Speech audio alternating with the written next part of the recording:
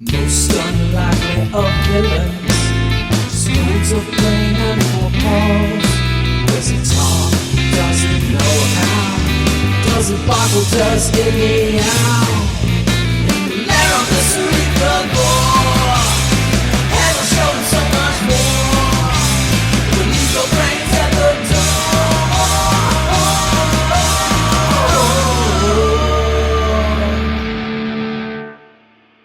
Okay, everybody, welcome back. We're happy to be with you again. The panel tonight, we have 5 people. I think this is the first time we've had 5 people on the panel. We've got myself, Jason from Nerds RPG Variety Cast. And I'm just going to read off my screen, so there's in no particular order. We have Joe from Behind Sightless, Arlen from, Joe just waved you off, Arlen from Live from Pelham's Wasteland, Carl from GMologist Presents, and BJ from the Arcane Alienist. How's everybody doing tonight? Good. Laughing after a very tense Twitter Discord battle earlier today. Doing good. That happened many months ago when you hear this. Right. BJ. Today at time of recording. Yeah. Carl might have recovered by then. Maybe. He's had a few beers. That's good. Beers are good. Tonight we're going to talk about gunpowder in your D&D world. And when I say D&D, it doesn't have to be a TSR or Wizards of the Coast product. We're just talking about that kind of D20, that kind of fantasy world. So not necessarily worlds where it's understood gunpowder exists, and I would include Warhammer in that. Although we'll probably touch on that, use that as touchstones. But more the idea, if you have a fantasy game that D&D is not part of the initial rules, maybe bringing it in there and thoughts on that. Although we can also talk about these other games where it is implicit in the rules, because that'll help frame the discussion. So who wants to open us up? I know Joe's a big fan of gunpowder. I think BJ. Maybe we should have a poll first. And all the 5 of us, yes, gunpowder in your D&D, yes or no. That would be interesting. I'd be down for that. Actually, I think I posted something on the Discord that Carl said I should open with, but I can't find it now. So we'll go with that. Let's go with Carl's poll. That's a great idea. You can see how organized we are today, folks. So I'm just going to put people on the spot. Joe, gunpowder in your D&D. In general, no. Arlen. Not a fan. In general, yes, but with some caveats. BJ. I think yes, with some caveats as well. Carl. Yes. Okay, there you go. Joe is our Jason. You have to answer. Jason. Yeah. Oh, I've got an answer too. Yeah. With some big caveats. So but for me, it's more matchlock era technology. Yeah. So I guess I would say not yes, but not always would have been probably the better way to phrase it. I think I would agree. I think it's cool because, if we're talking medieval, Arlen will, I'm sure, correct me, then late medieval had them. But I don't like guns that are like guns in your fantasy that are like modern guns. I don't like, because to me that breaks a verisimilitude, right? Yeah. But guns that are historically accurate for the time period, whether you want to start with matchlocks and wheellocks or you want to advance all the way to like flintlock types, that would be great. But this weird revolver thing, there were the thing is, when you look at the period, wheellocks, right? Yeah, there are some. I can show you revolver wheellocks or whatchamajigger, pepper. The pepper box. Yeah, but that's different than those are mostly prototypes. Yes. They're mostly prototypes, and that's very different than like the sort of stuff about like, God made men, but same occult made them equal, where the point is like guns are everywhere and they're mass producible and they're reliable, right? Which I think is a big thing that we're getting into. Yeah, if you want to do that, play a freaking Western. There's a million of them. So Western. Well, and they're weird Westerns. So if you want to mix fantasy in with your Western, or play a modern urban fantasy, and you can have an AK-47. Right. Yeah, that's your best friend. Or Shadowrun, where you have, or like a Portal fantasy, right? You could have like a squad of dudes who get transported into Fantasyland, and I think that would be interesting because Janissaries, yeah. Well, but like if you had like a 4-man Marine fire team and they've got the ammo that's on them, but they have no way to make any more. So it's like, okay, well, we've got these like, assault rifles in our back pocket, but we better make sure we don't run out at a bad time, because then we're going to be in serious trouble and not have our kind of ace in the hole. I think that would be an interesting twist on that. Contrary to First Blood, you cannot craft bullets whole from wooden stakes. Fire them out of an M16. Yeah, that's true. That you know, Arlen, that movie you're talking about does exist out there. Does it? Yes, I will think I've seen it. I will send you the link. Well, you should say the title, unless it's like, is it an offensive title that we shouldn't say or something? Oh no, it's not an offensive title. It's a Japanese movie. Okay, that's cool. So is it based on Frederick Pohl's Janissaries? No, it's a squad of Japanese Defense Force get sent back to medieval Japan, to the era with the samurai and all that. With Tom Cruise. Well, no, exactly. Yeah, that's exactly how that period was. Well, I read a Harry Turtledove book that was something like that, but it was like a Guns of the South. No. Oh, okay. Similar concept, but it was like a Wehrmacht officer who, in the assault on Berlin, ends up getting transported to a fantasy world, and he's got his MP30, the submachine gun. You know what I'm talking about. And like 2 extra magazines. And so for the first 3 battles, he's like the complete ace in the hole for the side that he gets on. And then they're like, we don't really need you around anymore because you're out of ammo. And he's like, well, what the hell do I need to do now? And the whole point is that he eventually learns not to be a Nazi, and that, you know, that's good, because he goes to this fantasy land where he, you know, isn't surrounded by Nazis anymore, but you know, right. So the book I'm thinking about is not very good. Janissaries by Jerry. Sorry, Arlen. The book I was thinking about is Janissaries by Jerry Pournelle, where, like, you know, you have these people that are transported by aliens to like a fantasy world, and you know they have their modern weapons with them, and they, you know, kind of carve out an empire over the course of the various series. And then Harry Turtledove's Guns of the South has some of that, yeah.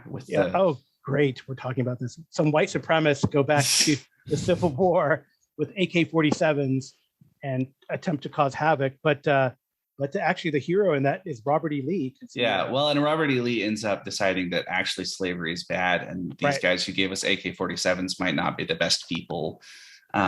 Which is, you know, a whole, you could sort of debate about the historicity of that, because I think it's fair to say there's a fair bit of semi-historical and unhistorical hagiography of Robert E. Lee in particular that goes on. So who knows what he would have actually decided in that situation. But I think there's a case to be made that Harry Turtledove is playing into something that has more to do with a literary trope than the historical accuracy of that person. But it's a pretty good book. Yeah, but we're getting off topic a little bit here. So The movie we're talking about is G.I. Samurai with Sonny Chiba. Okay, that's a good segue into that's a good segue into how I kind of wanted to. I had some opening thoughts, if I may, that kind of frame. But one I wanted to say, I used to be very opposed. I thought it was just, I don't want to mix those genres. What changed my mind was actually reading Lone Wolf and Cub, which isn't a fantasy, but it's a samurai epic set in the Edo period. And I guess that was my first real, like, I kind of knew it intellectually, but it was my first realization. Oh yeah, what we tend to think of medieval Japan is actually really the colonial and up into the Civil War era of kind of our history. So they'd have matchlock guns, and the way they're portrayed, where you've got these samurai and ninja with, you know, swords and knives and pole arms and bows and arrows and stuff. But then you've got these units of gunners with matchlock rifles, and it fit really well into the flow of the story. There's even a story arc where he goes and talks to a gunsmith, and they talk a little bit of the philosophy of the warrior, and you know, is it honorable to use a firearm? What's the purpose of a firearm? Why is it here?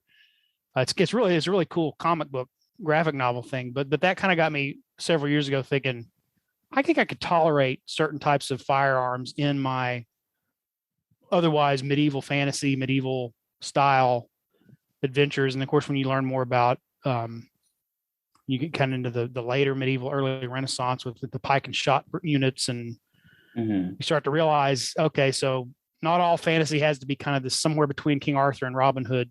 Yeah. But what I've noticed is trying to implement them with old school essentials.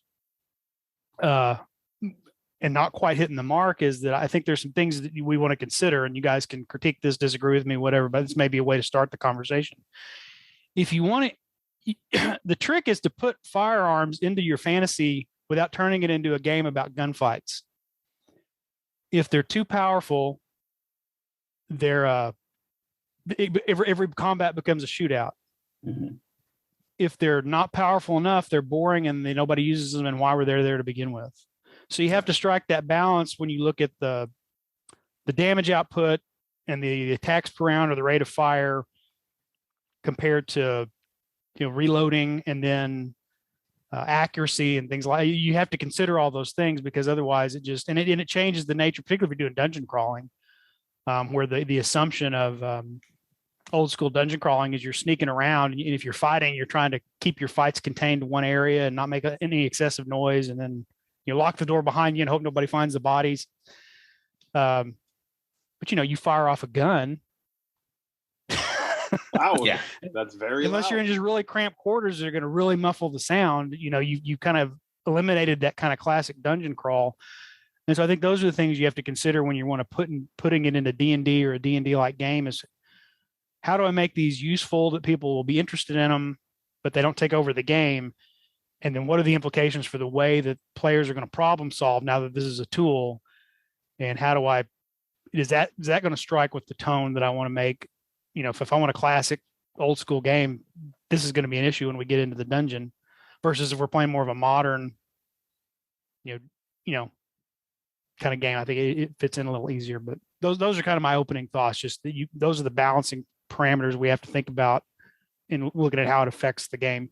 right. Well, and I think that's so the way they do that in Pathfinder is by putting in a whole new subsystem and making them very feat heavy. You got to take a bunch of feats to be able to use them and use them at all well.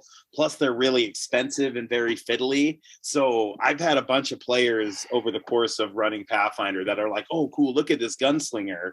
Their attacks, even at first level, are against touch AC, which makes it much easier to hit a target, and they deal a shit ton of damage. And so they're like, cool, I'm going to play a gunslinger, and they don't read all the rules. And then they start playing and seeing how using a gun affects the action economy and the actual purse economy of the character. And then they're like, oh, I hate this. I don't want to play this anymore. And it's like, I tried to tell you, but you didn't listen.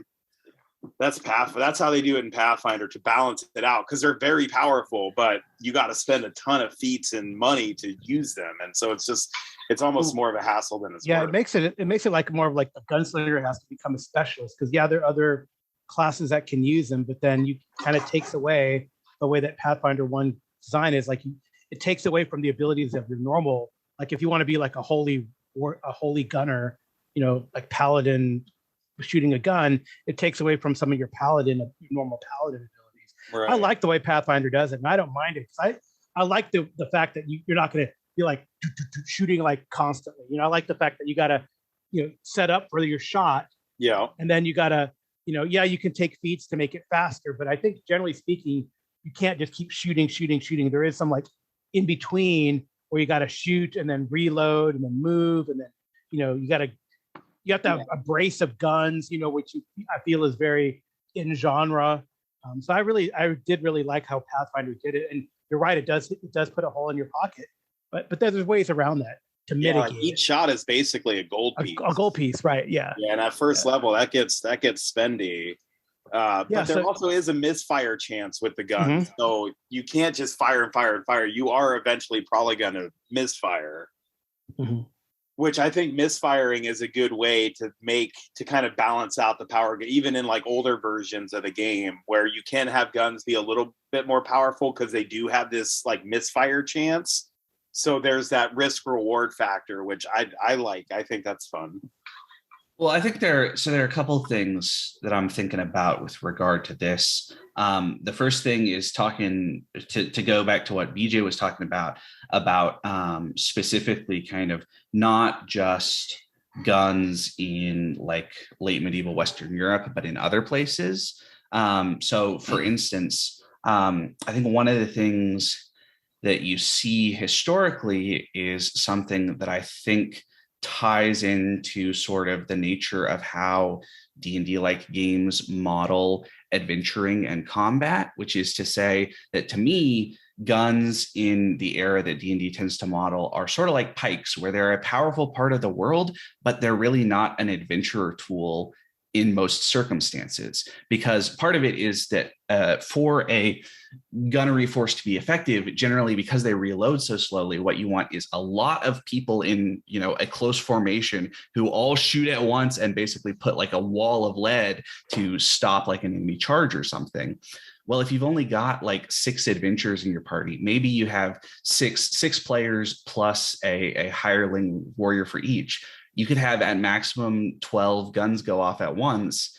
That's really not what we're talking about, right? So if you look at like some of the historical sources, I mentioned in the Discord the Battle of Nagashino, which is where, so Takeda Shingen was a major warlord in Sengoku of Japan, and then he died, and his son, Katsunori, I don't remember. Anyway, son took over and was like, yeah, we're going to go pick a fight with Oda Nobunaga. And Oda Nobunaga was like, yeah, I'm going to build these like earthworks and put a whole bunch of gunners behind them, and your cavalry is going to get destroyed. And that's exactly what happened. Which is to say that the whole point is that the guns in like individual combat, you know, yeah, you get shot with a gun, it's not good for you. But if you've got 2 or 3 buddies and it takes a minute to reload the gun, it's not like that one gunner can, you know, suppress all 3 guys and make them keep their heads down. You know, he's got 1 shot and then he's got to do something else because the other guys are going to come in. But if you have, you know, 100 or 1,000 gunners manning an earthworks, that's when guns become really dangerous. In the same way that, you know, you talk about pikes in medieval fantasy games, that, you know, a pike historically is super unwieldy in individual combat. It's built for having a whole bunch of your buddies with pikes next to you, so you can present a whole bunch of spear points towards anybody who tries to get close, which is to say, you know, it's sort of, and there's a little bit of that with like spears versus swords, that I think part of the reason that swords are a better adventuring item than a spear is not because a spear is necessarily an inferior weapon, but because you carry a sword in a sheath on your belt or on a baldric. And so your hands are free to do other things that you might need to do while adventuring, as opposed to a spear that's a lot less easy to just, you know, you can't. I joke with Jason Hobbs a lot in his Kalmata game about how my dwarf has a telescoping spear that he just, you know, presses a button and it shrinks down to being about 6 inches long and tosses it into his backpack. And he hates that. The point being that spears, you know, 6 feet of spear is pretty unwieldy to use. 20 feet of pike is even more unwieldy to use. You just created an awesome magic item. It would be like the Sword of Omens, but it's a spear. It looks like a dagger, and then you put the button in it. Wasn't that rod? Yep. Was that rod of Lordly Might that you press buttons and it can give different weapons? Wasn't it? Yeah. Yep. Yeah. But that brings up a good point, because depending what, so it brings up 2 interesting points. Listen to Arlen here. One would be, yeah, once you have these in mass, you've got something else, and now that's something for the battlefield, not for in the dungeon. But at the same time, we're talking a fantasy game, so the question is, if you can you mass produce the firearms and ammunition and gunpowder enough to supplement or surpass magic, or are you more effective putting magic users with fireballs on your walls, right? So that's one question, the how gunpowder and magic go together. And then the other question, though, is depending what technology level we're talking about guns, and which is why I like the idea of matchlocks. If you don't have that lit match, then it's going to take you got to light a match before you can light off that gun. So logistically it makes that gun a lot more difficult. Well, and that gets into something that I think is a fair criticism of D&D as a game in general, which actually I think the whole kind of needing a ton of feats to use a gun effectively in Pathfinder sort of helps with this, which is to say that most versions of D&D, I think, don't have a very good system for reflecting knowing how to use a weapon or a tool or whatever beyond, in the case of a weapon, beyond hitting somebody with it, right? That, you know, yeah, you're a fighter and you get, you know, your level-based bonus to your THAC-O or a direct proficiency bonus, and you get your strength added to that or whatever. But, you know, with a sword, it doesn't need, right? You use your whetstone to sharpen it, and you put some blade oil on it to make sure it doesn't rust and all that sort of stuff. But with like a matchlock gun, you know, the process of reloading like a 16th century matchlock is, long and intensive and requires a lot of steps and a lot of training. And the point being that, yeah, once you've got it loaded, it's just sort of, point and click adventure style, point it in the right direction and pull the trigger. That's a gross misunderstanding of how guns work, but you know what I mean. The point being that the real difficulty of those guns is not in putting it in the direction of the enemy and pulling the trigger. It's in being able to pull the trigger a second time in the battle by, effectively going through the 30 different steps that you have to follow to actually reload the gun. Right. And I don't, And that's where, well, it's not really that many steps, but we see that in, in some of these early ones, it really is that steps. But that's why you see, and one of our better sources of this, like the American Civil War, you'll see muskets that have where they've got them and they've sectioned the barrel, and there's 6 or 7 loads in there because they're reloading, and then they either not firing or thinking they're firing whatever, but they've reloaded the thing a bunch of times in the barrel, without firing it. Well, but there's a number which brings up sorry.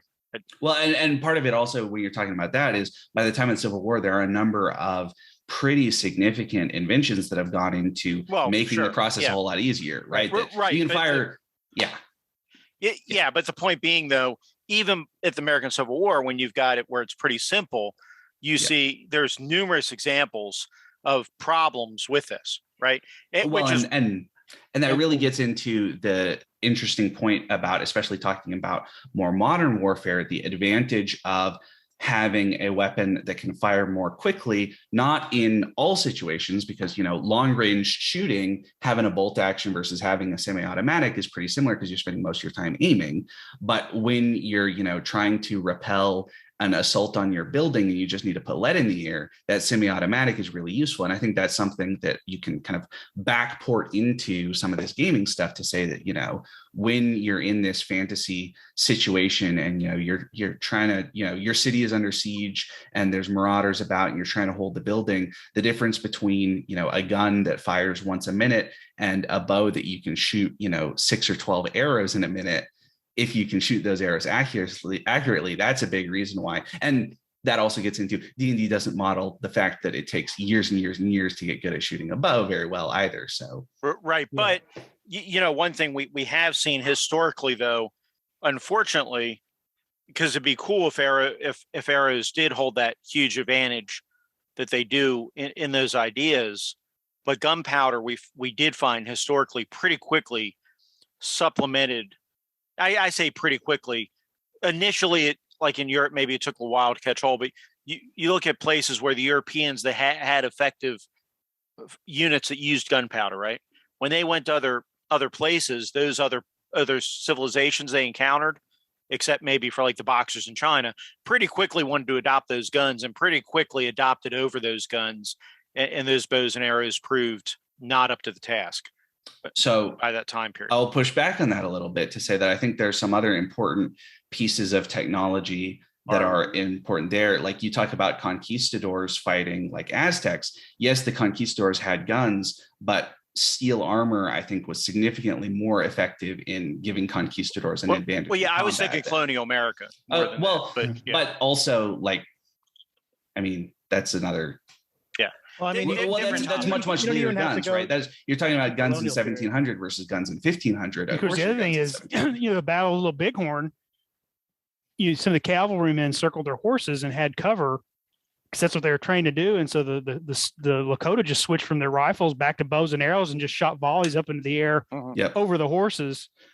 So it's a little bit of I like that. There's still that tactical choice. That's kind of cool. Yeah. No, but for the most part, though, But you're right. You're right. As soon as people see that, they're like, "Oh, we got to get some of that." Right. Exactly. Which is something in your fantasy world. Mm-hmm. Now, if you are going to use this in your world, I guess the other question, and maybe we can slowly work towards this because people still have ideas they haven't thrown out there. Yeah. But if you're going to have this in your world, is it going to be something that existed before the adventurers got there and preset and pre-understood, like the Pathfinder thing, like Joe talked about, where guns have been around and these techniques have been figured out? Or is it a new technology, in which case are we going to have that thing where one group has it? The gnomes have gunpowder, right? The gnomes have guns. Or in BJ's game, whatever. But one group has it and they've slowly introduced it, and now you have this race of everybody else to get it, right? So I guess that's an interesting consideration. Yeah. Well, I think I forgot what I think what was my point going to be about? About having guns and them versus like magic casting. I guess in our traditional or typical like 5e world or Pathfinder world where it's a high fantasy, right? It's a hard sell, and I think the stopgap there is like what BJ talked about earlier, how well our players can actually use them if they're there, and that's why you have this like rapid fire guns that are magic and technology infused in like Pathfinder at higher levels, or I don't know in 5e, but or I guess Iron Kingdoms is a 5e. But anyway, so you have to make them attractive to the player, right? Because if not, there's no point. They're not going to. Players are rarely going to take a weapon that they have to spend 5 rounds loading if we try to be historically accurate about matchlocks or or early muskets, right? So I will push back on that and go back to, I think for me it works the same way as pikes, that there are pikes in a lot of the rule books, but I'll just go ahead and tell my players, you don't want to take that weapon. That's not going to be useful for you, which is to say that, the kings might be outfitting their armies with arquebusiers and stuff like that. But like the adventurers, you ought to learn how to maybe you want a pistol for a one shot. What about a pistol? But you don't really want to depend on that as your main source of weaponry, right? That's a one shot and then drop it or put it back in its holster and pull out your sword or something else, because once you fired that shot, you really don't want to sit there. The same way, for example, cavalry would do something very similar historically in the 30 Years' War and the English Civil War, that light cavalry wouldn't do this as much, but heavy cavalry, what they would do is they would wear armor, and they would specifically wear armor like a breastplate and a helmet as metal, and then leather other places. And the metal armor was thick enough to stop bullets, right? There's proofed plate is the idea of armors would basically shoot their armor with a pistol, and you'd have a little dent, and you pay extra for those ones because that shows that the armor is good enough that a bullet just bounced off of the armor. Which gets into the point of taking a bullet into the upper arm. You could still die potentially, but much better than taking one right to the forehead where you got your helmet in the way. Right. Well, but that brings up the point. I'm not done, Jason. Excuse me. But I was going to say one of the things that the cavalry did was that they would have 2 pistols and then a sword. And so what you do is you fire your first pistol at range, and then you start charging and fire your second pistol at basically the last possible second, and then you pull out your sword. And one of the things that meant was that the cavalry didn't make multiple charges. It was in English Civil War battles, cavalry made basically one charge and then they were done partly because their horses would get blown. So that's another issue, but they also didn't have any pistols anymore because they used both of their pistols. And so then they're like, okay, well, we're just sort of wait around here while the infantry do their thing. And I think you could actually do something interesting like that in games where you enforce this idea about yes, the guns are powerful, but they have these kind of specific limited uses rather than being a kind of all-purpose weapon the way that a lot of your melee weapons are. That's sort of always going to be useful if you're in a melee. Right. Good. No, that's a good point. Joe, you had something? You had something. I'm good, man. I was just going to say, how do we demonstrate this in the games? Because that's what we're talking about. Yeah. Well, I don't know. D&D is a BJ, tough one, right? Hold on. Let somebody else talk for a second. BJ hasn't said anything for right? Well, I was going to, you had mentioned the expense. And one of the things that occurs to me with the expense, depending on your edition, is, again, because I'm really been thinking about this for old school essentials, is how expensive do you make a pistol? Because you're freaking loaded by the time you hit second level because of the amount of gold you have to accumulate to level up. So, is this okay? Well, you can have a gun, but it's going to cost you 2,000 gold pieces. Right. I mean, so what did you said the way that OSC handles these?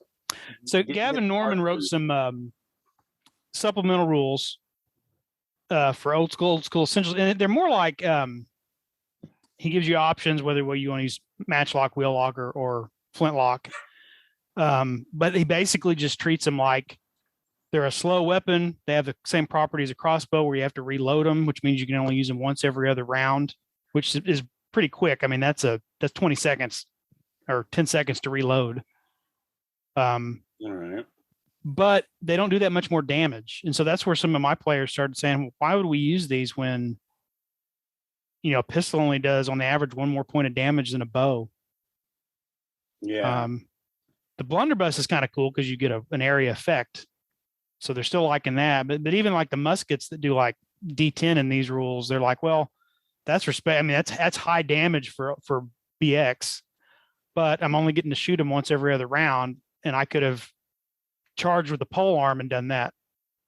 I mean, done more reliable damage, or at least the same amount of damage, and not have to skip every other round to do it. So I thought, well, you got to up the damage a little bit, but then you up the damage much more in a game like BX, and suddenly, 3 hits from a musket and you've just blown a dragon out of the sky, and there's no tension, there's no danger. That was something I was going to bring up. I mean, how accurately and I'm going to throw it to Carl here, but how accurately do you when you depict the damage too? Because you look at again, I'm going to pull up the American Civil War, and I think other wars prior to that probably showed, although I haven't studied that medically, some similar things. There's big mini balls and those big bullets break bones and shatter bones. So when you shatter bones with the technology level you have for medicine back then, D&D is different. You have magic, but you're doing amputees, right? You're cutting limbs off.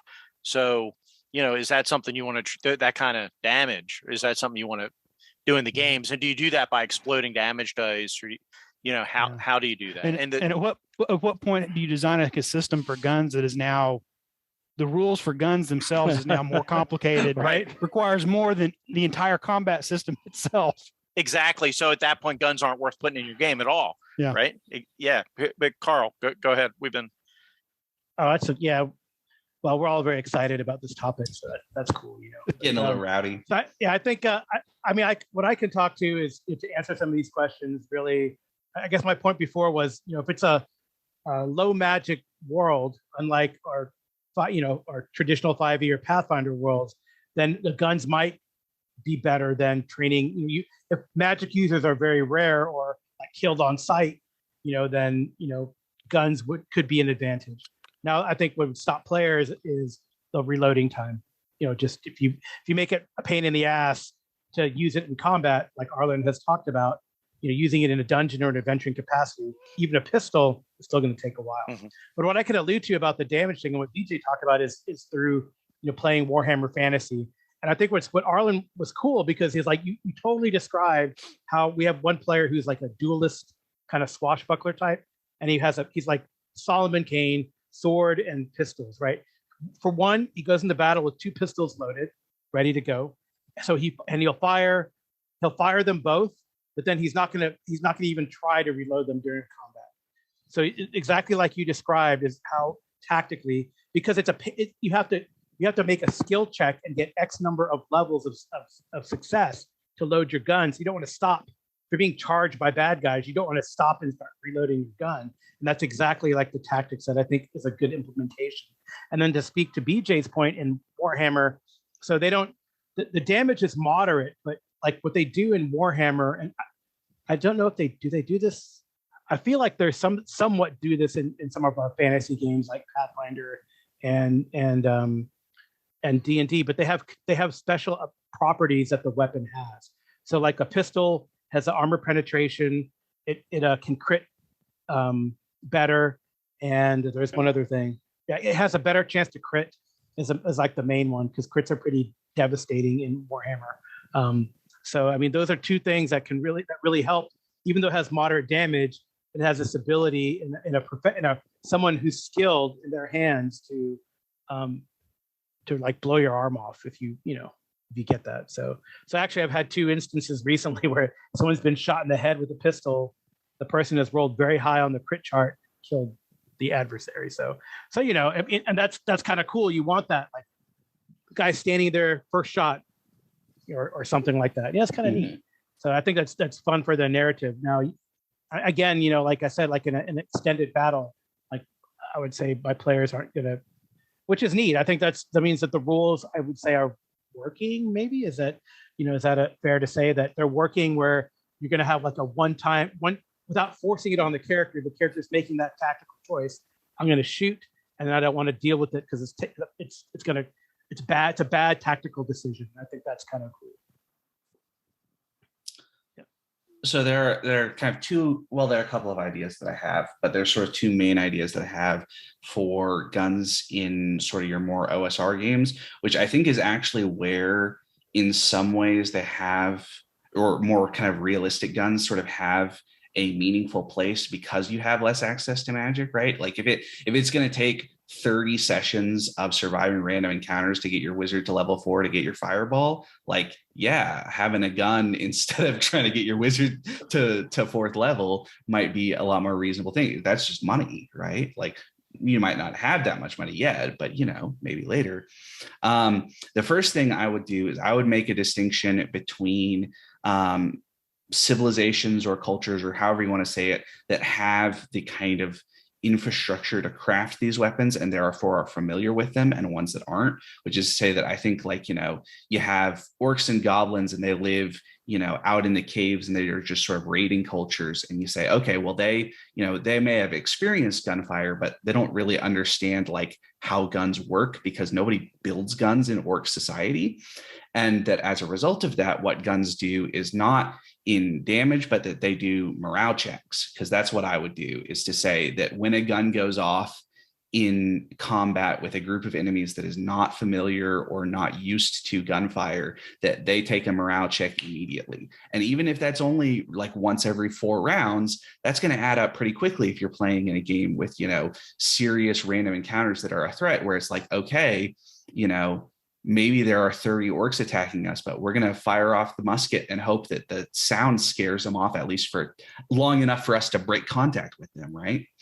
Yeah, I've seen, I watched John Allen Large's Smoke and Snow campaign on YouTube, and he uses a rule, because they're playing OSC, but I think this rule comes from somewhere else, where if you're fighting an enemy that hasn't really experienced gunpowder and shit before, the first time you fire it off, there's a chance that they have to make a morale check and they might break and run. And yeah. I like that. I think that's cool. Yeah, I think that's a really great way. And it also, I think, fits in with the logic of why guns were used, which is to say that part of the point about guns historically has to do with the way that they cause enemies to retreat, where arrow fire might not do it, right? That if you talk about something like the Battle of Nagashino, right? The Takeda cavalry knew how to deal with archers, but as soon as the Oda gunners started opening up with arquebuses, essentially, that was too much for them. The arquebuses were firing slower than like a trained archer would, but that it has this effect of breaking the formation and causing the men to run, and therefore not actually get into contact with the forces and get into the bloody business of the sword instead of the gun. And so I think that's a good way to model it. I also think you could do something with guns. It would be a little weird and complicated, but you could have guns ignore certain armors, but not all armors. So like enemies in leather or chainmail, they count as unarmored. Enemies in plate, that plate is proofed, so they're going to get their bonus because the plate is hard enough and thick enough to actually stop a bullet, in at least if it hits the breastplate. Obviously, some of the smaller plates aren't going to do as much, but you know what I mean, just as a sort of simplified thing. I think that creates a really interesting situation where, you go to the small village and there's, a pair of guards in there in chainmail and you've got a pistol. That's a big deal. You go to the big town and the king has all of his guards in plate armor. You're like, oh shit, I can't just, hold the pistol in their face and go, hey, do what I tell you, because suddenly you've got this distinction. I think that's kind of it. I mean, it's very, I would really want to talk to my players about that, because it puts a lot of emphasis on, especially the classes that can use plate mail in games like OSE, because not everybody can. Right, yeah. And that's a right. If you have, a party full of wizards and thieves and one fighter, and the fighter gets to plate mail, and all the other players are like, well, why the hell does he get to dodge all the bullets? Apparently, that doesn't sound fun to me, but it does sound kind of like an interesting thing. The last thing I would do is I think it would be really fun, like I said, to have guns as a part of the world and not necessarily a major expectation of the characters using them. That like maybe the characters are, in a battle in a non-gunner formation, and their force is defeated and they've got to figure out how to get out of enemy territory back home or something, and maybe they know how to use guns, but guns are not mechanically more effective than bows and stuff. So like if you had like a squad of 4 samurai who they all know how to pick up an arquebus and fire it, but the arquebuses are modeled where it takes 4 or 5 rounds to reload versus their yumis, they can fire them every round. And so it's like, okay, well, if we cut down somebody with a loaded gun and want to pick it up off the ground and fire it off right away, that's cool, but we're not going to like make guns our primary weapons because that's not really our thing. I think that would be an interesting way to have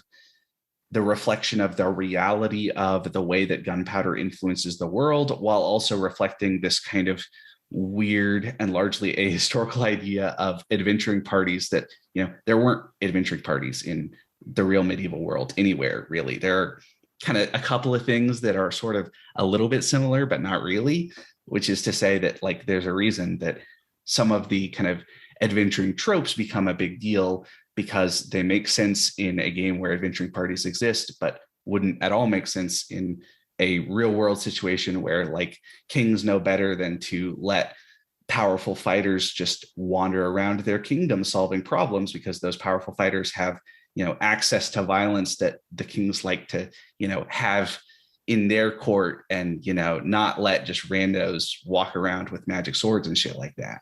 Right. The point being that no, go ahead. No.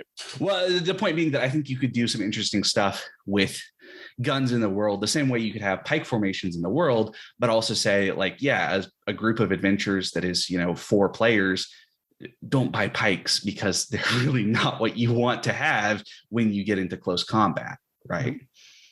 I wondered about controlling the rarity. You almost treating them like magic items that aren't magical. Yeah. Mm-hmm.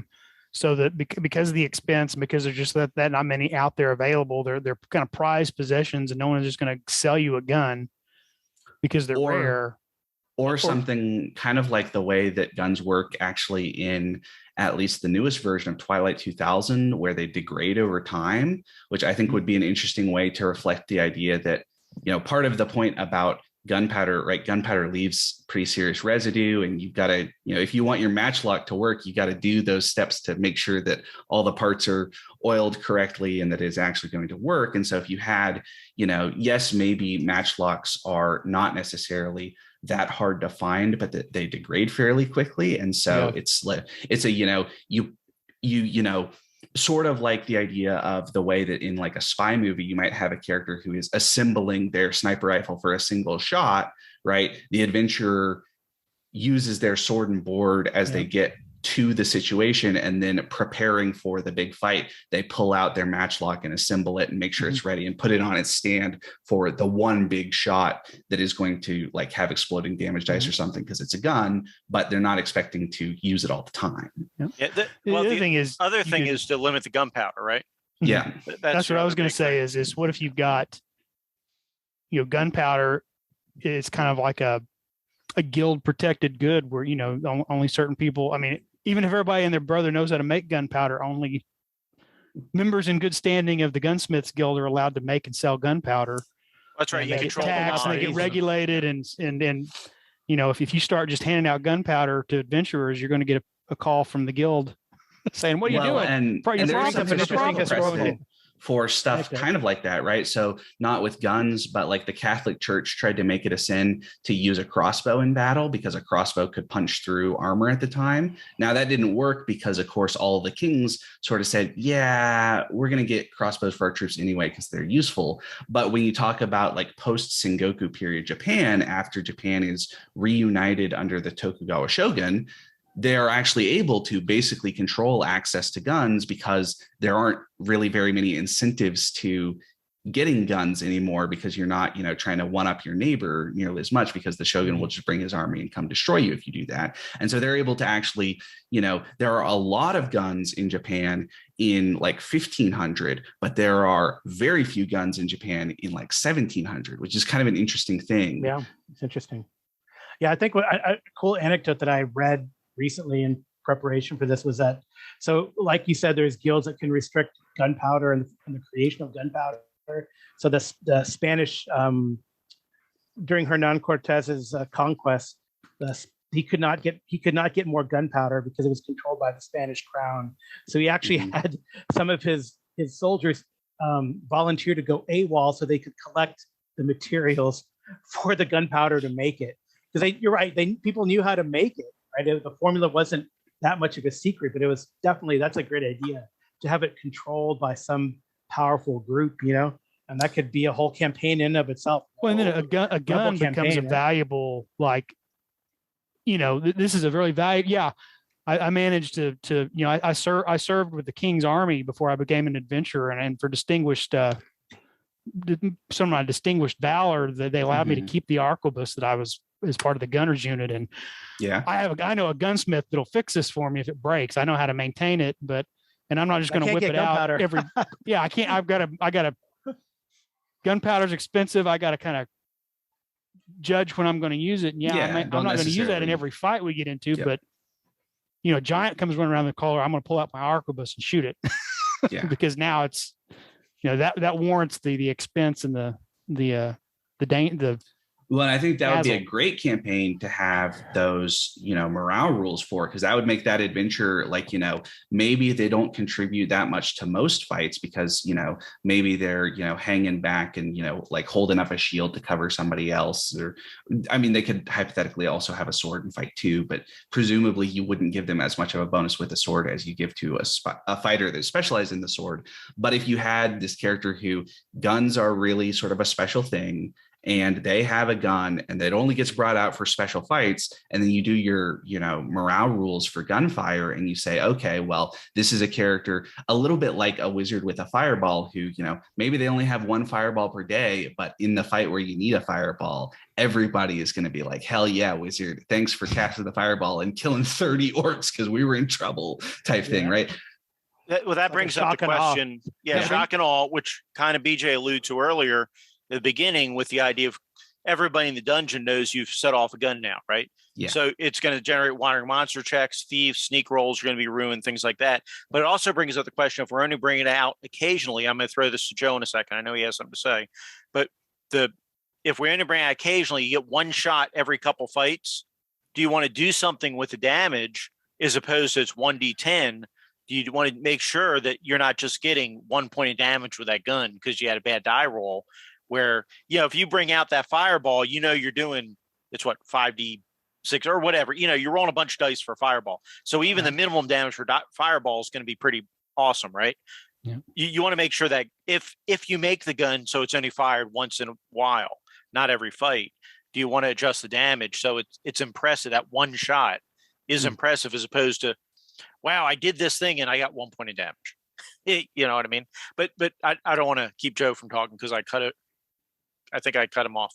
Literally didn't. I literally wasn't saying anything. But it seems like we're all of a mind that even if we are going to have guns in our fantasy, we don't want them to be ubiquitous, it sounds like. Is that right? Is that what I'm hearing? Yeah, yes. I even had another idea for like guns, like especially since we have this idea, common idea that D&D societies are post-apocalyptic. What if guns are like a treasure item? Right, from a bygone age. So then, it's extremely rare, right? It's more like a magic item. And I think like Hyperborea does that with like the Sword and Planet style. You can find laser pistols and the like, but you could throw like you're finding like an automatic weapon or something as well, and then it's, it's like finding magic arrows, right? How do you, no one knows of the technology to make this. And it's treated more like as a magic item, right? Yeah. Which is kind of interesting. That's good. That's a cool idea. Jason, you had mentioned exploding dice, which I think we need to come back and talk to. I was fiddling around with it this week, just looking at the probabilities, because I think I brought it up to some of my players and one of them be like, well, how often am I going to roll a 10 on a 1d10? Yep. And so I said, well, let's look at it. Yeah, maybe that's not enough. What about a 1d4? You got a 25% chance of hitting a 4 to get to roll again. But then I thought, well, but then you're going to roll another d4, you got another 25, and that may be a little too much.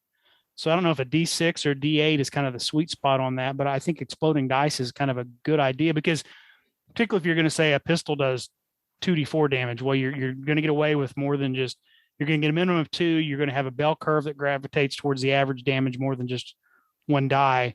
Right. But then if you add the exploding die in there, that definitely ups the ante. But then you got to think about, well, what's the probability of a die hitting that top number and setting off another and getting another die? Well, yes and no, right? So pure math wise, you're not wrong.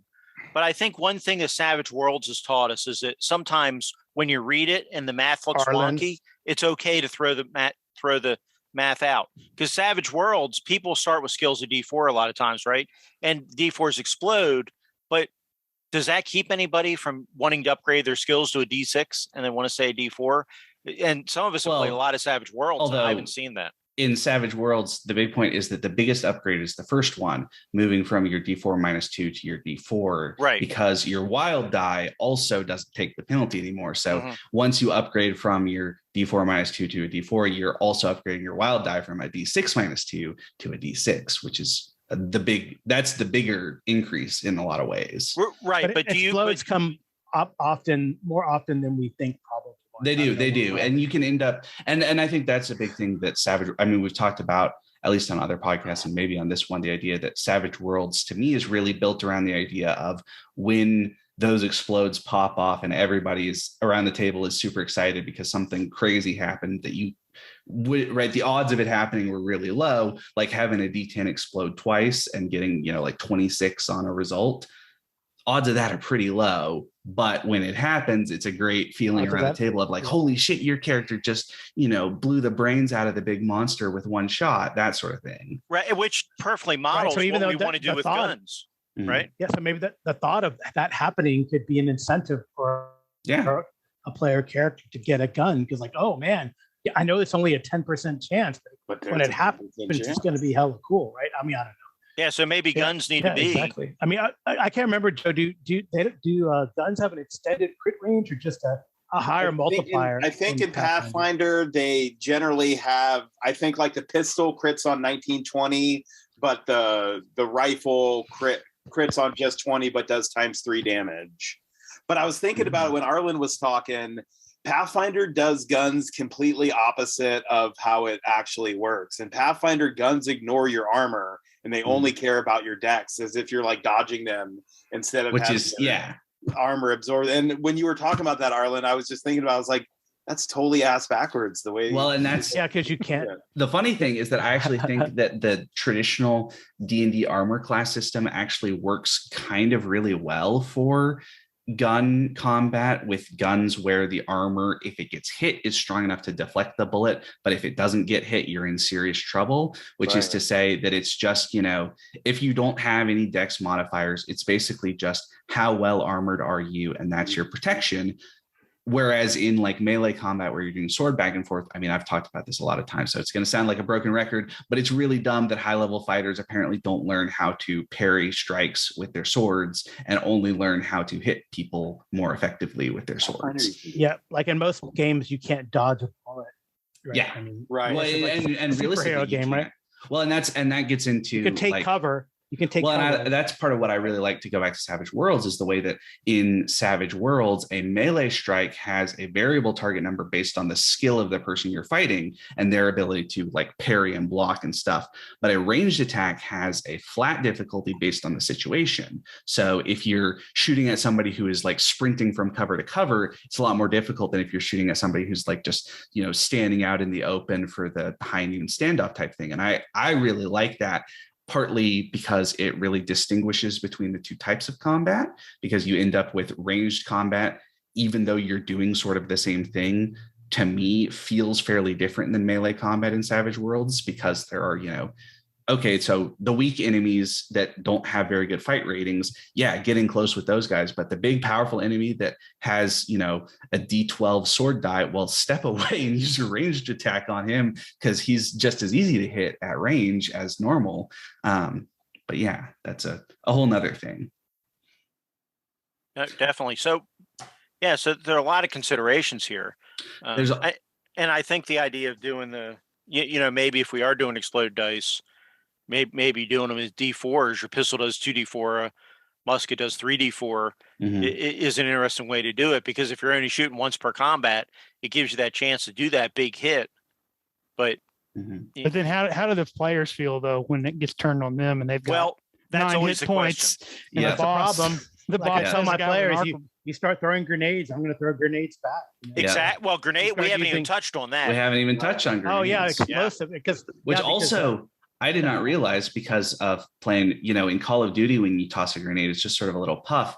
In the real world, when you toss a frag grenade, even if you're like a star baseball player, it is really loud and you want to get behind something because the fragmentation can still hit you at the range that you can toss it, which is something that I did not realize until one of my teachers in college, who was an ex-Marine, explained it to me and was like, yeah, because, you get the strongest guy to throw it and then everybody gets behind something solid because those fragmentation bits are going to go everywhere. And I was like, oh, I didn't think about that, but that's a good point. Right. Similar to not being able to hear anything when the gunfire is going, because unlike in movies, you can't shout over the sound of gunfire because guns are really loud.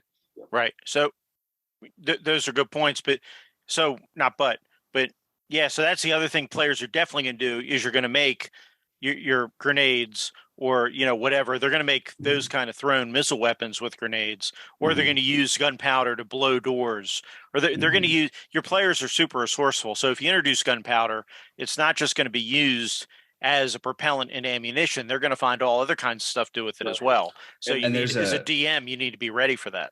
Yeah, that's why, all these considerations are why, as a general rule, I'm not a big fan of guns in my game because they lead to all this other stuff you got to think about. It's just easier generally to leave them out. Although the idea of an ogre with a big arquebus is still awesome. I will say there's a fantasy series that I read years ago, and it wasn't finished at the time. I think it might be finished. It's Glenn Cook's, I think, Instrumentality is the Night is the name of the series. In this world, it's sort of set in this kind of late medieval, early Renaissance world, but part of the nature of the world is that places that are not civilized generate these kind of weird nightmare monsters. And so, of course, that's a big issue. And the nightmare monsters don't respond to steel. They only respond to silver. And as we know from The Witcher, steel swords and silver swords are different things. And so so basically what happens is that there's a whole class of like monster hunters who go out, and these nightmare creatures are super fast and super deadly and all that, right? It's like trying to fight a werewolf. And so it's very difficult. Well, the first kind of big sequence in the story that's actually, I think, in the prologue of the first book, the main character, who is like a janissary for the sort of ersatz Arabic culture type thing, and they know a little bit more about gunpowder than everybody else and make a little bit more of it, but not everybody has some level of gunpowder.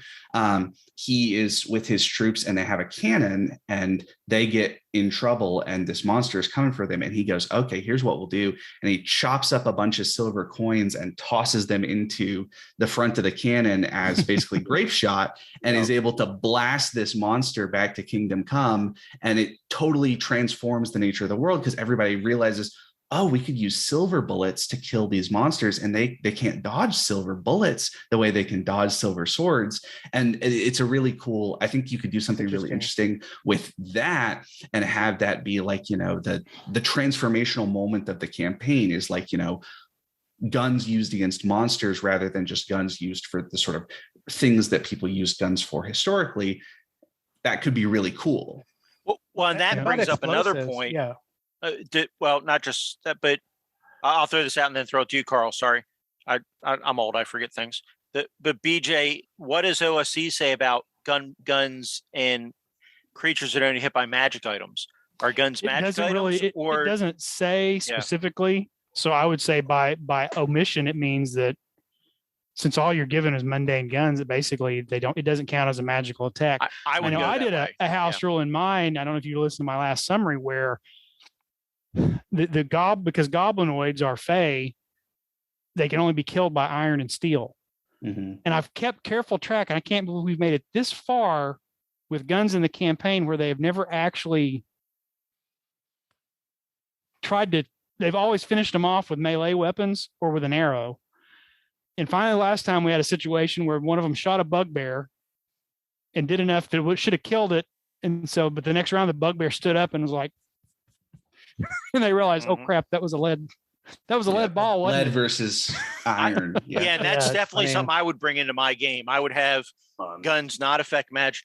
A normal projectile from a gun wouldn't affect a magic creature. Right. You'd need a silver projectile or a blessed projectile. I would let blessed bullets probably be as +1 or something like Yeah, that. there's Right? spells like temporary. Soak them in holy water. Well, or and you talk about, like, I don't know if this happened as much with bullets, but I know that with lead slingshot in the classical world, one of the things that the Rhodian slingers in particular were famous for basically writing insults on their lead slingshot, so that when you get bonked in the head with one of these and die, your buddy picks it up and it says, hey, this I'm not going to repeat some of the things that they say, but generally, very insulting things about your lineage and your parents, and perhaps the size of your genitalia and things like that.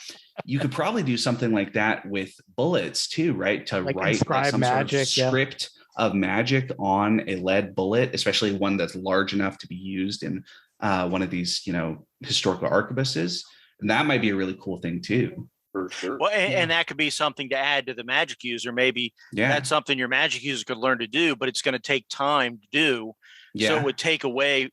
I mean, maybe it would have to be inscribed with the magical rune for that creature, right? That ancestry. So for it to be effective against whatever, if pick creature, you have to have that creature's, you have to have troll written on the bullet or whatever, right? Not just magic. Yeah, well, or you could do it as just a way to make Vancian casting not super dumb, and the only bullets that the character has access to are magic bullets, and they just inscribe them every morning. And so a caster has, like, these particular magic bullets that they've inscribed, and they fire them off over the course of the day, and when they wake up in the morning, they get some new magic bullets instead of spell slots. Just have magic bullets be your thing. That could be a fun, weird thing to do with Gunpowder in a campaign for a like steampunk and magic sort of game, right? Oh, like you special. Go ahead and finish your thought. Well, you have like a special, like, there's the, like the magic gunslinger class that's what they do. They've learned how to turn their spell slots into bullets, and so they have like a special spell list, and they get to 4th level and suddenly it's a fireball spell, but it's actually a bullet, and when it hits something it fireballs, right? Bullet with your name on it. It will go around corners and well, exactly. Yeah, you could definitely do that. Iron Kingdoms has a class like that. Sorry, they already got you. Mage Slinger or something like that. Right. I think that would be super fun. I want to throw something out here though, and then I'm going to turn it over to Carl and Joe. But I'm going to put them on the spot. Go first, because Arlen mentioned steampunk, and Gunpowder no doubt leads to steampunk. That's what I was just about to say. Yeah, so I want Carl to defend steampunk and Joe to, because I know Joe loves what steampunk. This conversation is though. That's not what we're doing. Okay, yeah, we'll do another episode. Go ahead, Joe. About steampunk. But go ahead, Joe, and then I'm going to throw it to Carl. Well, I was going to say, I think part of my main problem with why I don't really like guns and black powder in my games is because they inevitably lead to steampunk, and that's why. Let me like clockwork and all that. Yeah, get all that shit. Yeah, I'm not playing in a Pathfinder world, but I'm playing in a Pathfinder 2e game where we're like in a Dickinsonian era. Yeah. So that makes sense, right? For weird Victorian steampunk clockwork, guns, blah blah blah. But Carl, go first. No, you go. You want to say you have to extract a pledge from your players if you're going to put guns in the game. Is I acknowledge that my character is not an engineer, right, or a scientific genius. They are not going to suddenly discover how to jailbreak the rules to create an M60 because they're suddenly aware of the existence of black powder weapons. Well, and that is a thing. I remember somebody was talking about. Oh, right. I think it was a One Ring game where they let their players gradually accumulate like saltpeter and all the different things that go into gunpowder, and they were like, yeah, now we can make gunpowder. And the lore master was like, wait a second, that's not, which part of the point being, and I think one of the reasons a lot of people have an aversion to guns is that Tolkien's world has a lot more to do with Europe in the 8th century than Europe in the 14th or 15th century, which is part of why there are no guns. And if you look at a lot of the other technology, right, there isn't any plate armor either. The heaviest armor that anybody wears in the text is chainmail, as opposed to in like the Peter Jackson movies where the Gondorians that can equip all of their soldiers with that beautiful Gothic plate style armor which also should actually protect the soldiers the way that it doesn't in the movie at all. But you have the gunpowder guns that can make that too. sort of thing, they should also be able to pretty easily mass produce guns, right? Right. Yeah. Well, you have gunpowder in the movies. Well, and that's the thing. The sequence with the destruction of the Deeping Wall in the book, in my opinion, there is some case to read it as gunpowder, but I think it is much better read as a particular sort of magic that Saruman uses, because gunpowder wouldn't actually do that, because gunpowder, right, when you burn gunpowder, it just super expands all of the particles, and that's what pushes the bullet. So if you try to blow up a wall with gunpowder, the air just gets pushed out around the wall and it doesn't damage the wall itself, as opposed to if you had basically like Saruman's magical C4 that would actually blow up the wall, that would be different. Yeah, hence like why, they would mine underneath the wall and blow it up from underneath. Right. Yeah. You put your gunpowder. Which brings me to my point. Like both BJ and Joe had talked about, it's a slippery slope if all of a sudden you have guns in your world, because gunpowder, and honestly, gunpowder and the formulation for gunpowder existed way before guns, right? Yeah. There's evidence that the Chinese had developed gunpowder in like the 3rd century AD, right? And then the gunpowder came from the East, right?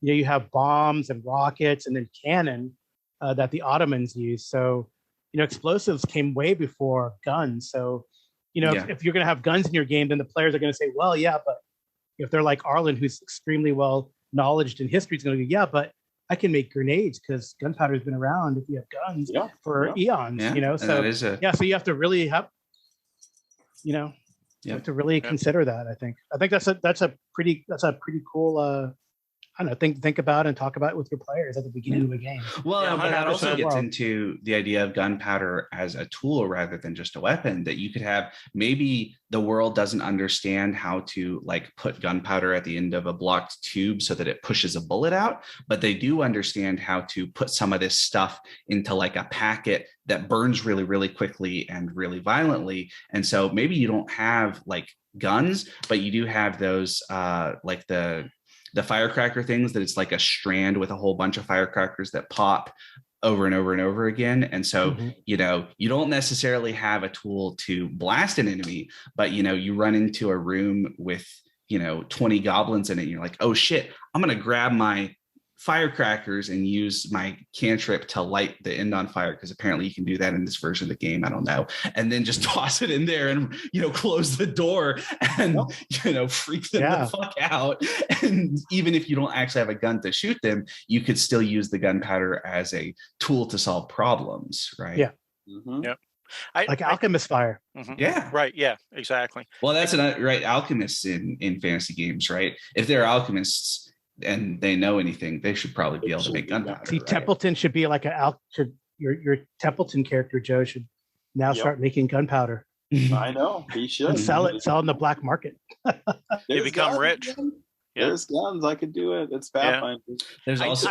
I think Arlen was just talking about. I would like to tell one more story, Jason, if we have the time. If we don't have the time, I don't have to. Well, we're over an hour already. Let's do closing thoughts. Yeah, we're about closing thoughts. There's a sequence in Cormac McCarthy's Blood Meridian where the judge has the crew of soldiers. Basically, they're not really soldiers; they're basically bandits, but they're essentially under siege on this sort of hilltop with a whole bunch of natives around them, and they're out of bullets, or not out of bullets, but out of gunpowder. And he basically is able to recreate the secret of gunpowder. And it's presented in this very mystical light, which has, I think, a lot to do with the fact that in John Milton's Paradise Lost, Lucifer invents gunpowder and uses it in the battle in heaven that happens before existence, which is a sort of really interesting thing too. Not that we need to talk necessarily about Paradise Lost for a whole episode, but we could talk a little bit about Paradise Lost for a while because it's a great piece of literature. But the point being that I think you could also do something really cool with that sort of thing where gunpowder has a real kind of mystical quality to it, right? Which is to say that even if you understand like, okay, mix parts in this way, if you don't know like the chemistry behind it, that it might be like you think that gunpowder works the same way that like putting milk out by the door as a way to make the spirits not attack your house sort of thing works, because you don't really understand the chemistry at all, but you do know if I put these things together, it's going to explode. And I think that would be another interesting way to structure gunpowder in your campaign. Definitely. Good thoughts.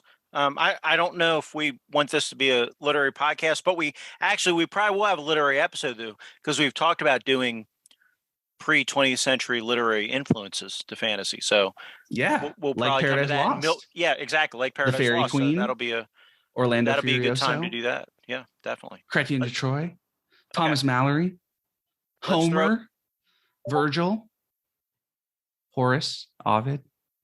We talk about Julius Caesar and the Gallic Wars and Civil Wars and what they tell us about ancient battles. Because I know that Jason's a big fan of talking about Julius Caesar. Well, my callers are, but let's go to Joe Richter for final thoughts. Final thoughts. Guns in your game are more trouble than they're worth. And I think this podcast proves it. There we go. I tend to agree with Carl or with Joe to some degree on that. Not totally, because I think guns can do cool things in your. I'm doing my final thoughts right now, folks.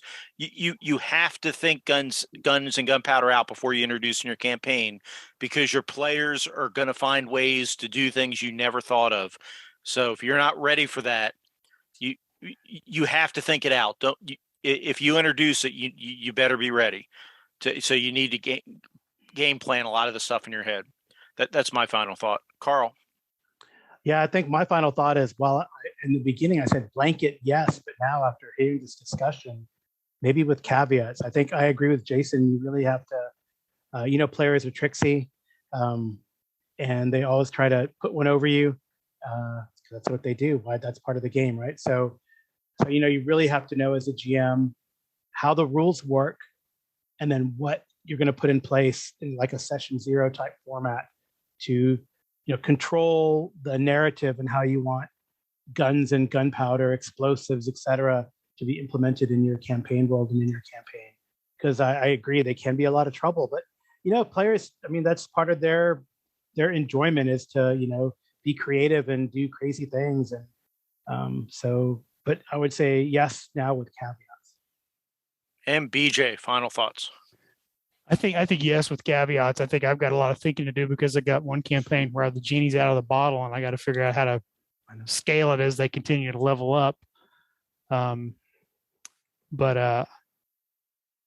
think just being very careful. And I think at one point you may just need to say, guys, the rules have to stay simple and consistent with the rule set we're using. Mm-hmm. And if that means that the guns in the game don't model guns in reality, D&D games don't model sword fights very well.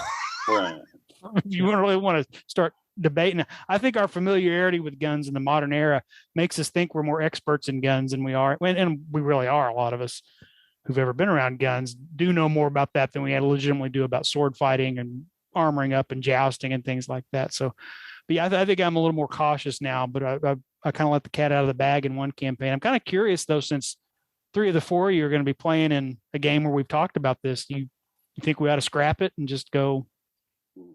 I'm okay either way. I think definitely this is something though, just to and as the quote unquote arbiter, not arbiter, but the organizer, moderator, MC. Moderator. There we go. The MC. I'm going to exert MC power to give a second final thought here, but yeah, I think what BJ said is incredibly important. You as the DM have to have session 0 and you have to talk about rules with your players before the game, and you shouldn't implement rules halfway through the game that you haven't talked about your players. I think we all agree on that. But at some point you have to put your foot down and say, listen, I know you're an expert in this, or you've done this, or you've done Civil War reenacting, or you've done this and this, but this is what we're doing in this game just because we have to keep the game going. And the game has to work. So just this is how guns are going to work in the game, or we're not going to do guns in the game, or no, I'm not going to allow you to create gunpowder in my game. At some point as a DM, you have to be able to put your foot down and say, listen, I hear what you're saying, but it's not going to work in our game because D&D is not the real world. It's Wild West with medieval technology, and you just have to accept that, or whatever, right? That might not be your exact answer, but my final thought is you as the DM do have to be able to put your foot down, with the caveat that you do discuss this with your players and you're not doing crazy rulings without talking to them and without their inclusion. Well, and that I will say, because I think I am the person who people might expect most likely to disagree with that. But I actually totally agree with that point. Specifically, that you have to be willing as the DM to talk directly about it rather than, for instance, coming up with, oh, yeah, guns work in this setting because the physics is all the same. But for some reason, shit doesn't produce saltpeter in this world. So you can't actually make gunpowder because that will feel a hell of a lot worse to your players than just saying, guys, guns aren't going to fit in this campaign. Because I feel like basically what I'm saying is not just as the DM, you have to be willing to talk to your players and come down on a side, but also like actually specifically talk about it and don't just like try to influence the world to make them behave in the way that you want them to with regard to like what they have access to and all that stuff. Yep. I agree. So any saved rounds, any last thing for him? Okay. Thank you Death so saves. much You for could do OSR games. You could just do, you get hit by a gun, make a death save or die. actually That would make guns really deadly, right? If it was only one shot, if it was only one shot, so it was, okay, well, line up the shot against the big boss ogre to make him make a save. That would be pretty serious drama in that role, right? I don't disagree with Arlen on that point. Actually, we'll let you, the listener, think about that. But I actually, provided you can't reload during combat, right? Gunpowder or the components are really hard to get, so you're only shooting every now and then. When it goes off, it's super loud. It attracts all the other monsters, dungeon, all that. I get no problem with the idea of the death save for a gunshot personally, because it brings that. But but now, like, that wouldn't work in Pathfinder where you already have all these subsystems. We're talking about if you're bringing into a game that doesn't. Well, yeah, if you're in an OSR game, if you didn't want it to just be guaranteed one shot, you could say if you fail that death save, you roll a hit die and you've lost that many hit points and you can't regain them because you got a big gaping hole. Yeah. And it's just, you may have to make 2 or 3 death saves, but it's not a normal attack. Although when that big bad that you do that against is going to be hurt by magic weapons, or is going to be hurt by silver weapons, then guess what? You just wasted your shot. Yeah, you fight your lead shot instead of your silver shot, and oops, big bad doesn't have to make a death save this time. You guessed wrong.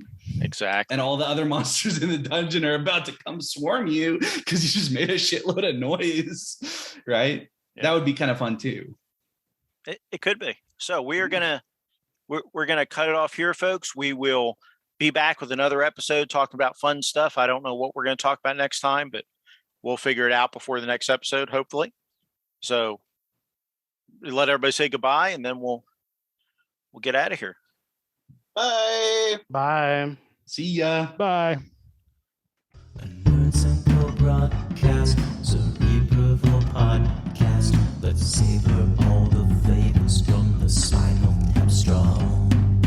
All stars and pods past, Cerebral podcast. You're counting down your last as you admire them all. Something's growing teeth, or so escaping your brain. What I mean is this is shades of fake, and from what I understand, that's what it don't look now, the Cerebral is coming, and all that's left. Crying and the running, you can put it, you can hide, you can bother in any order. Just another brain of people tossers running for the border. Just a snack like a one caster. Here and here, Terry's bread buzz. You can eat on a bacon, and his customers never say it. Wasn't savoring the flavor of the movies it created.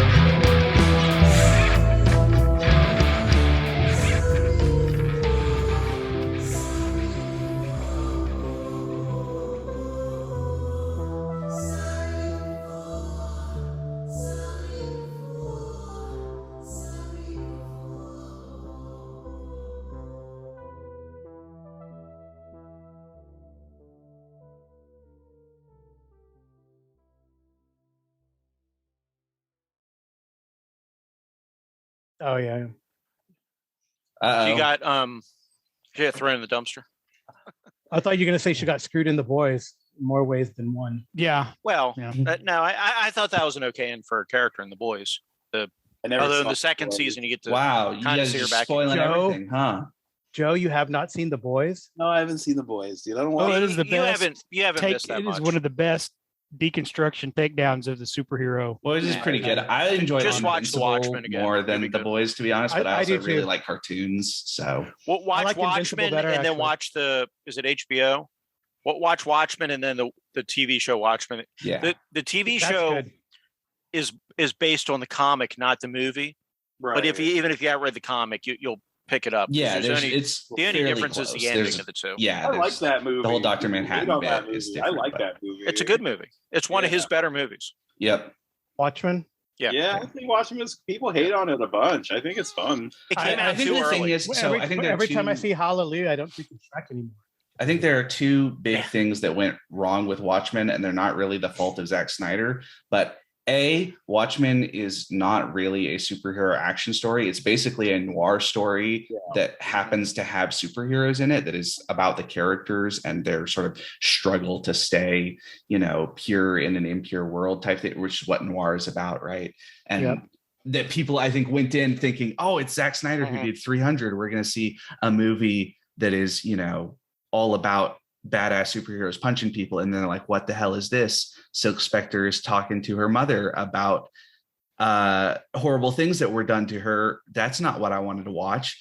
And then the other thing is that I think it's sort of an unfortunate thing, and this is not entirely Zack Snyder's fault, but it is a little bit on there, that it's sort of hews, I think, simultaneously too close and not close enough to the original, which is that because it's not exactly the same as the original, anybody who is like, oh, I love the comics so much, you can't make any changes because it's perfect, is going to be like, oh, Zack Snyder's version sucks. But it's so close to the comics that anybody who is like, I've never read the comic, can I watch it? People are going to be like, you should just read the comic because it's the same exact story, as opposed to. I never read the comic. I never read it. So the ending is different. Yeah, the ending is different. There are a couple of different. Yeah, but also there's some fair about it, but I never. That's not. Well, and there are a couple of important bits that had to be cut in the theatrical version. Well, the Black Freighter. That are pretty important to like the meaning of the whole story and the way that it sort of the kind of meta commentary sequences all had to go basically for runtime issues. I think it's funny, but now you can draw the connections and people know what you're talking about. But Peacemaker is the comedian. Right. Yeah. Right. Well, that's why I say it came out too early. If it come out even 10 years later than it did, but people were just getting back into superhero fiction. So it was too early for a real deconstruction too. But and you know, all of the characters that if you know the comics that they're based on, right? But like it came out before like Captain America, the Winter Soldier. So nobody realized that like the whole point of the comedian is sort of like he's like what Captain America would be like in real life in a lot of ways. Right. But nobody had, you know, seen Captain America movies since like the 60s or you have or the to have 80s, I guess. You have to have the superhero tropes in your mind to understand what they're which is also sort of the like problem Dr. Manhattan as Superman.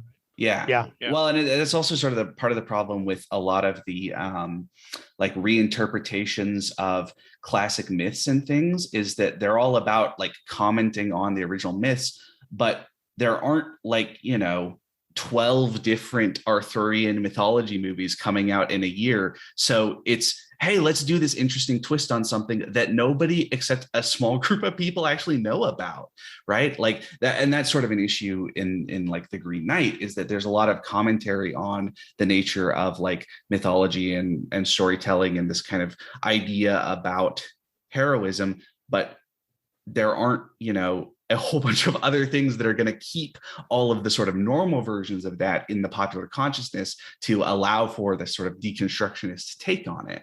Right. Yep. Right. Yeah. 100%. But let's we can do deconstruction on guns. Yeah. Guns. So how do guns work? Jason will probably explain that. He'll break one down for us. It has to do with YouTube. With gunpowder, right? I thought it was like magic. It's magic. Maybe freedom. They run on freedom. That's right. They run on freedom. Yep. Blood of bald eagles. George Washington walked down Mount Vernon with a Brown Bess rifle in one hand and the Constitution in the other. Goddamn right. That's close to But how you know that Constitution gives us and the people were practicing socialism, and so he hurled the Constitution Exactly. Yeah. The idol they'd made. Yeah. The golden Karl Marx that they had created. Bring back American socialism. What we were founded on. We know what Jason's going to cut out of this episode. It's what we were founded on. Yeah, pretty much. Okay, well let's do the intro so we can get into this. Okay. You good, Joe? So they didn't have a vagina monster in the Watchmen movie? No. You never saw the Zack Snyder movie? No, it's just Dr. Manhattan. That's the whole. Yeah, that was, Ozymandias. and I thought that was something that smart. had to be changed. Yeah, I agree. Well, and like Well, they had it in the show. HBO show. The HBO show showed up. Yeah, the HBO show is. Well, but I think it also makes perfect sense that Ozymandias is trying to alienate Dr. Manhattan in like the whole story. So of course he would just use him as the villain instead of creating a separate entity that does exactly the same stuff thing. that Dr. Manhattan does to be the enemy, right? I thought that was a smart change in the movie. Yeah, I yeah. really Yeah, did. I appreciate that. But okay. Yes. I'm gonna do the intro and we'll jump into this. I'll only talk over it once while you're doing it, okay? I need a pause machine for Arlen, like that. Hold a sign up. The shitty Adam Sandler movie. Yeah, that's right. Can mute people. Just click with the remote, right? That he can stop time and stuff. Yeah, that's click. Is that the one? Joe's gonna explode. Pretty much.